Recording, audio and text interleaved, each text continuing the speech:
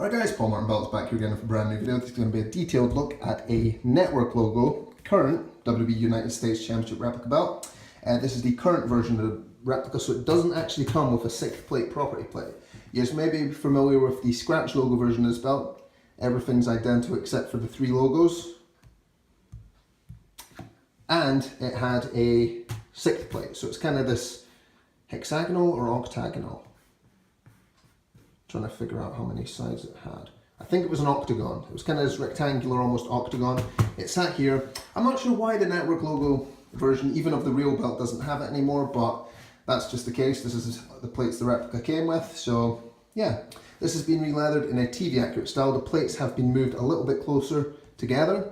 In the replica they're a bit further apart, and on the real belt they're a lot closer than the replica. So this is kind of done to match the real belt. So it's a really nice belt. The US design has always been one of my favorites, so it's really, really a fun one. I always enjoy re-leathering. So it's got a bit of a more squared off cut there, as you can see, and at the bottom.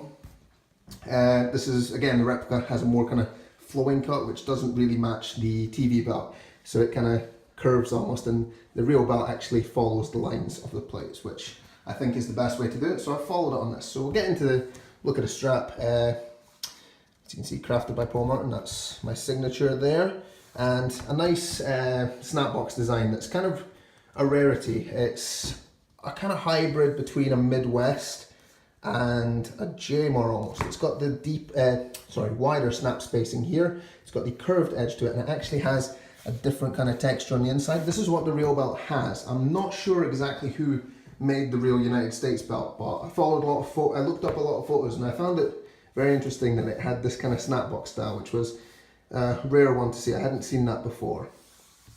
At the edge of the snapboxes, you might have seen on WWE TV, it has kind of a square. If the camera pans away, often on TV you see there's a square after the snapbox, and I always kind of wondered what that is. Doing a little bit of digging, looking up kind of HD photos on the site, I eventually found out and realized it was a United States flag. So as you can see, that's what's stamped in there. Tooling, camouflage tooling I should say, going around the plates top and bottom to the other side. And again, there's another American flag. As I mentioned, it looks a bit strange to me without the logo plate there. A lot of belts had those kind of property of or logo plates. Even going back to the 80s, the Winged Eagle, the Classic IC, all those belts had the logo plates. So it's a bit of a shame, in my opinion, to see that the newer belts are kind of doing away with those. Just hopefully the Intercontinental doesn't do away with this one, because it's always had that classic 6-plate look. But this is how the belt is on TV, so of course there's no logo plate. As I mentioned, American flag, similar snapbox, just 2x5, and a gold tip on the end here. So you can see the tooling around here. Apologies, my hands have been covered in dye. I've been dyeing a Big Eagle strap in blue, so you might notice that. As you can see here, the tooling kind of follows the shape of the gold tip. So I think that's a nice way to do it. I always enjoy putting gold tips on belts because the tooling is quite fun to do around them. And I think they accentuate the belt a lot better. Classic belts like the Winged Eagle and IC always had them, and it was a good look. And of course, even more classic belts like the Spinner even had a tip at one point. I shouldn't have mentioned the Spinner, should I?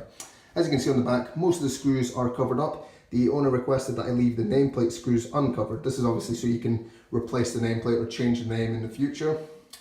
I completely agree with leaving nameplate screws uncovered. You never know what name you want to put on the belt. So yeah, that's why those are exposed. Moving along. Of course, these are left uncovered as well. Snaps just so the belt can snap together, and you can faintly see the nail snaps on that side there. So yeah, really fun belt to work on. Like I said, the US belt, I'm not sure how popular this design is. I see people loving it, people hating it. I've always been a fan. It's a bit of a shame that so much of the gold is covered up by the flag, but I think it is such a unique design. I think it earns the right to do that. And the flag, it just looks smart. It'd be a little bit better if I had the flag coming onto the strap. I wonder if anyone can do that.